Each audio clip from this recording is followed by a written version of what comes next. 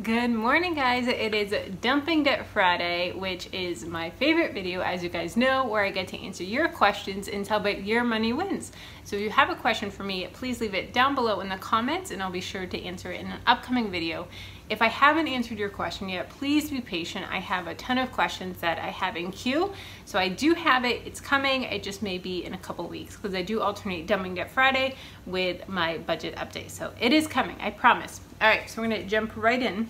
This first one is from Robin W. And she said, hey, when I have cash on me, I'm worried I'll lose the money or it'll get stolen. But only when using my debit card or having no cash, I feel less stressed. Any suggestions for me? As I did feel that way when I spent less with cash. So I used to feel this way too. And a lot of people, you know, they really come to me for this and they really want to do the cash envelope system, but they're worried about people, you know, stealing their wallet or this or that. Yes, it can happen. Absolutely can happen. But you also have to keep in mind that when you have your wallet, they don't know what's in here. They don't know if you have cash in here, cards in here, gift cards. They don't know what is in here. It's just a wallet.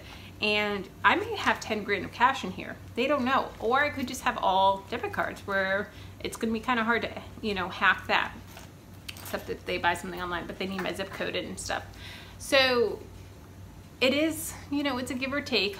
A lot of people do spend less with cash, so it is something that they want to try and get to. I personally fill my cash envelopes twice a month. Every other week I fill them, and maybe try filling them every week. You know, that's gonna be less cash. If you have a spending budget of $200 a month for groceries, that's only $50 in your wallet. It's not that gonna be that big of a hit as if you had the $200. So maybe try doing it once a week and see if it really does make a difference. You're having less cash on you, you're not gonna be as stressed. You know, but don't be careless about leaving your, you know, your purse. I see so many people that just leave their purse in the shopping cart of the grocery store, and I'm like, what are you guys doing? Like, and some people buckle it, which is a one step better, but guys, people just grab purses, and so be careful with that. You know, don't be careless about it. But yeah, so maybe try doing that. All right, next one is, she comments on almost every video, and I need to learn how to say her name. Arthrodea, that's what I'm gonna go with. And she has a great question. It says, so I'm trying to do cash only this week for the first time. How do you handle payments for internet and utilities and cell phone? I had them linked to my credit card because then I get the cash back in the card. Oh dear. I learned Dave Ramsey's feeling of strategy by credit card companies. I am extremely meticulous about paying off cards each week. I don't even wait for the month because I don't want to rack up debt. But it's easier for me as far as making sure I get paid on time versus making sure I send a check on time. Also, do you pay for gas with a debit or credit card?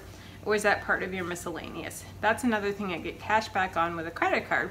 I'm trying to target the things I probably overspend on and convert to cash only for those things. But gas for the car, utilities, cell phone seem okay to pay with a credit card, assuming I pay it off right away. Since those are fairly consistent and necessarily expenses, I can't really overspend because I get tempted somehow. What's your opinion? And anyone else who is reading, what is your opinion? So guys, if you have any questions on this one or have any thoughts, answer down below in the comments for her, and she'll read them, and I'm sure she would love your opinion as well. So for me, first, paying for gas. I used to do cash for gas, but now I do it, I have Smart Pay, which is by Cumberland Farms, which I don't know if they have that where you are, but Cumberland Farms, they have an app where you can link it to your checking account, and then it goes straight to your checking account, and you pay for through your phone. You don't even have to put your card out. Like when I get out of the car for pumping gas, I pull the little handle to release my gas tank, I grab my keys and my phone, that's it. Everything else stays in the car. And so it has a little pay now, and you put in the store number. Well, it usually pulls it by GPS. You put in the store number and then the pump number, and it says begin fueling, and you get 10 cents off per gallon, which is amazing. So I pay with that, and then it just gets linked right through my checking account. Gas is a safety issue for some people. Depending on where you are, I don't feel comfortable a lot of times going into the store to pay for cash for gas, and I was doing it, but to be honest, a lot of the cheaper gas stations aren't in the best neighborhoods.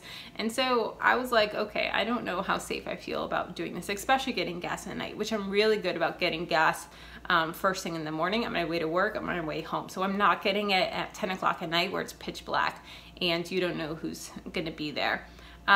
Some people do overspend on gas, and you know, they'll just go for drives and this and that, and a lot of people they try to hone in on their driving. So when they're running errands, they make sure that they run all of their errands in one day, so that they're not like, oh, we'll go 5 minutes out of the way this day. Oh, the next day I have to go to Target, which is 3 miles this way. No, they do it all in one day, so that they're really conserving gas. And some people, they do use cash envelopes because that way it keeps them in check. I'm not just like mindless, you know, going out to the store and this and that and overspending in other ways. So it's really killing two birds with one stone.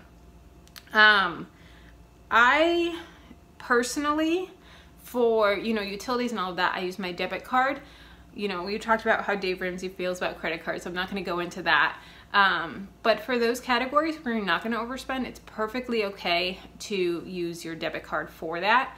I have in my budget, you guys see, like if you watch my mid-month budget, you see the empty cells where I haven't paid those bills, and that's how I make sure that everything gets paid. You know, when it's rounding to the end of the month, if I still have an empty cell and I'm like, why didn't that one get paid? And then I go and make sure that way, if there's something with a card transaction or something like that, I don't miss it, and then I don't get a late payment.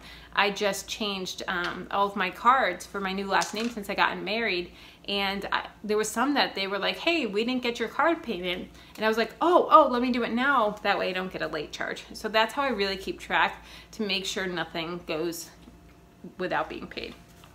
Great question. Breezy's Kitchen asks, if I put money in the clothes category, is it because I have an item in mind that someone actually needs that month? If you put $30 a month and you don't actually need it, I can ask how you have the discipline not to spend $30 into a different category, like restaurants say, and spend it. That's the hardest thing, not ever having any money left. That's a great question. So I am actually really good about, when it is in a category, it stays in a category. Now, I'm gonna say this, and I actually broke my own rule last week. If you guys saw my budget update, I went $30 over spending in groceries, but I took that money from my eating out budget, and so it canceled out. I actually had the same exact amount. It was like $31 in each. I don't like to do that. I really like to not go over. And for me, if I have, there's some sinking fund categories I roll over. So for instance, for clothing, if I put $30 in there and I only spend $5 for a top, the other $25 gets rolled over into the sinking fund category, and then it builds up to like $200 when I want to, you know, we have to go shopping for something, or Jamie needs work clothes or something. So that is a great way to build up when you need more of a bigger purchase. Now, if I have leftover money in grocery, like my budget is $250, if I only, or $200 for grocery, if I only spend $175, that other $25, that doesn't get rolled over into next month, so that next month I have $225.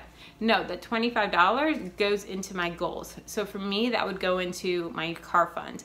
And that, I really truly believe that is how I was able to make so much progress on my wedding fund and paying off debt, was because I was able to put $25 here, $3 here, $20 here, $10 here from all these categories of leftover money, where I was so meticulous on staying on budget and being under budget that I was able to hit my goals faster because I had extra money. Great question.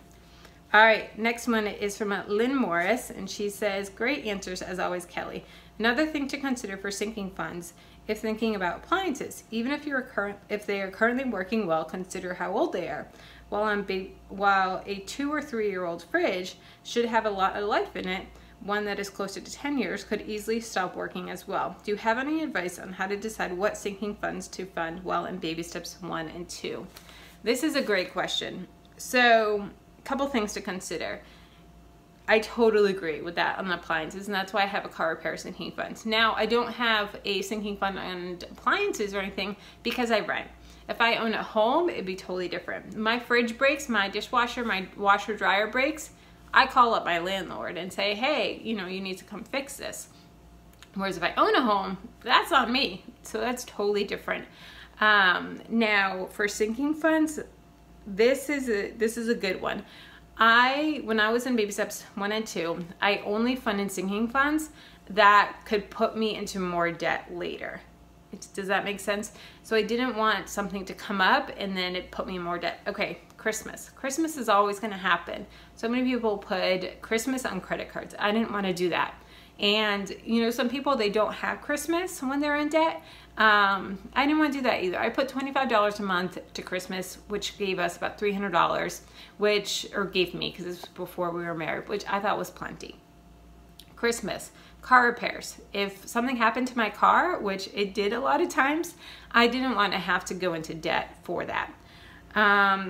Wedding fund. This was a big one. I funded my wedding fund and was paying half on debt, half on wedding fund, because I didn't want to go into debt for the wedding. And originally when Jamie and I were talking about getting engaged, like a year before we got engaged, I was like, yeah, let's just take out a loan, and you know, we'll take out a loan for the ring, we'll take out a loan for the wedding, and we'll just pay it off and it'll be fine. That was my thought process, guys. Some of you don't know that, but that really was it. And then when we started the Dave Ramsey program, I was like, holy crap, I don't want to go into debt for the wedding, and I want to have a dream wedding. So that was a big sinking fund that we did. Another one was car insurance. I actually just paid my car insurance for 6 months. So I put money in a sinking fund for car insurance so that I can pay it a year or 6 months in advance. By doing that, I saved $300 every 6 months. That's over $600 a year just in savings for having a sinking fund for paying my Progressive car insurance every 6 months. So make sure your sinking funds are ones that you aren't going to go into debt for. And if you have ones, I don't know, like beauty boxes or extra makeup or different things like that, it's all about priorities. You know, if something that really means a lot to you, you know, if makeup, to me, I wear drugstore makeup. I don't wear anything that you can't buy at Walmart or anything like that. And if it's something that's important to you, some people go without makeup or without getting their hair done. But, you know, if it's something that really makes you feel better, makes you feel good about yourself, go ahead and do it. Don't be extravagant, but find a workaround that you can do it. But don't do any crazy sinking funds that are just going to be pulling from you paying your debt or your baby step 1 for funding your emergency fund. So that is all of the questions that I have for today. Thank you so much, guys, for asking your questions. These videos are so much fun. I love connecting with you. I feel like I know you guys so well. As you guys know, I went to Disney with Julie from Living Large and Lifetime, and we had a blast, and I felt like I knew her because of YouTube. And so many of these comments, I feel like I know you guys. You're just incredible. So thank you so much, guys. I will talk to you later. Bye.